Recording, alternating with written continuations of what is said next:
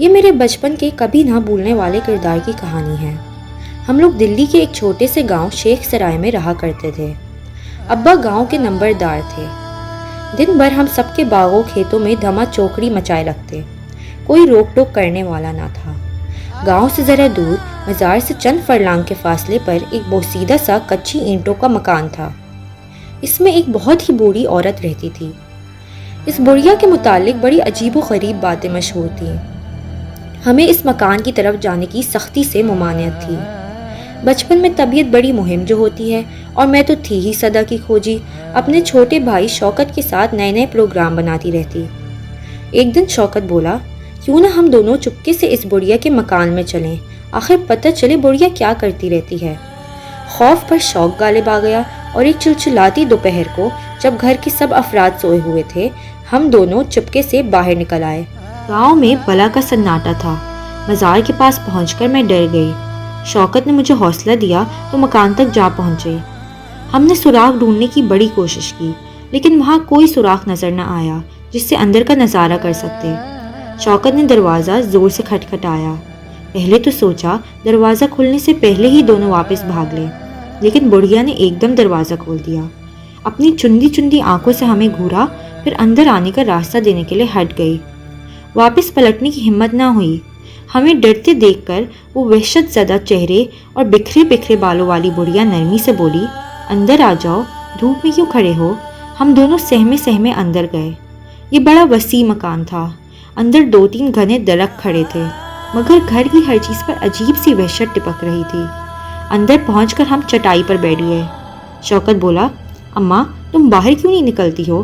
بڑھیا مسکرائی اور کچھ سوچ کر بولی، میں اپنے خاوند اور بچوں کی اجازت کے بغیر باہر کیسے نکل سکتی ہوں؟ ہم دونوں نے ایک دوسرے کی طرف دیکھا۔ شوکت بولا، ماں ہمیں اپنے بچے اور میاں نہ دکھاؤ گی؟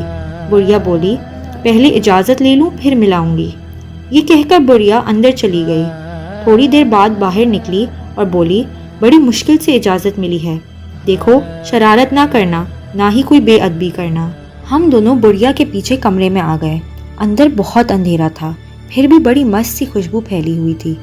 ہمارے اندر آتے ہی بڑھیا نے پیچھے سے دروازہ بند کر دیا۔ میں نے شوکت کا ہاتھ مضبوطی سے پکڑ لیا۔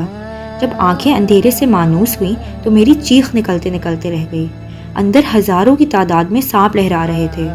کوئی بڑھیا کے سر سے لپٹا ہوا تھا، کوئی قدموں میں لوٹ رہا تھا، کوئی ہاتھ اور کوئی گردن کے گرد بل کھا رہا تھا۔ غرض بڑھیا کے تمام جسم پر سانپ جھول رہے تھے۔ یہی نہیں، زمین پر بے شمار چھوٹے بڑے سانپ جھوم رہے تھے۔ اندھیرے میں ان کی آنکھیں بری طرح چمک رہی تھیں۔ ہم زمین پر خوفزدہ ہو کر بیٹھ گئے۔ بڑھیا کہتی رہی، یہ میرا بیٹا ہے، یہ پوتا ہے، یہ چھوٹی نواسی ہے، خدا جانے اس نے کتنے عجیب و غریب رشتے بتائے۔ پھر قرینے سے مٹی کے صاف ستھرے برتن سجا کر ان میں دودھ ڈالا۔ تھوڑی دیر کے لیے سرسراہٹ بند ہو گئی اور سانپ منظم قطار میں آ گئے اور رکھی ہوئی دودھ کی پیالیوں پر جھک گئے۔ ہم وہاں دیر تک بیٹھے رہے۔ باہر نکلتے وقت بڑھیا نے ہم سے وعدہ لیا کہ اس کا تذکرہ باہر کسی سے بھی نہ کریں۔ پھر یہ ہوا کہ ہمیں اس بڑھیا کے پاس جانے کی عادت پڑ گئی۔ جہاں آگ جھپکتی ہم اس کے پاس جا پہنچتے۔ بڑھیا کا ان سانپوں سے سلوک دیکھ کر یقین آ گیا تھا کہ یہ سب بڑھیا کے بچے ہیں۔ جس سانپ کو آواز دے کر پکارتی وہی سر جھکا کر ادب سے آ کھڑا ہوتا، بچوں کی طرح ڈانٹتی، موڈ میں آ کر ان سے خوب کھیلتی، ان کے سر پر شفقت سے ہاتھ پھیرتی، سزا کے طور پر ان کے سر پر چھڑی مارتی۔ غرض بڑی عجیب و غریب دنیا تھی۔ ہم بھی اس دنیا سے بہت مانوس ہو گئے تھے۔ شوکت بھی دیر تک سانپوں سے کھیلتا، لیکن میں زیادہ قریب نہ جاتی۔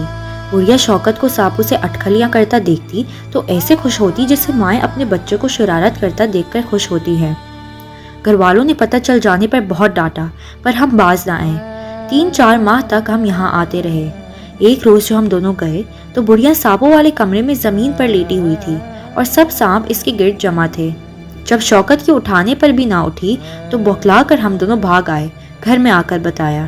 سب گاؤں والے اکٹھا ہو کر وہاں پہنچے تو پتہ چلا کہ بڑھیا واقعی مر چکی ہے، لیکن حیرت کی بات ہے وہاں اب کوئی بھی سانپ نہ تھا۔ اب بھی کسی سپیرے کے پاس سانپ دیکھتی ہوں تو عجیب و غریب وہی پر اسرار بڑھیا اور اس کے بچے یاد آ جاتے ہیں۔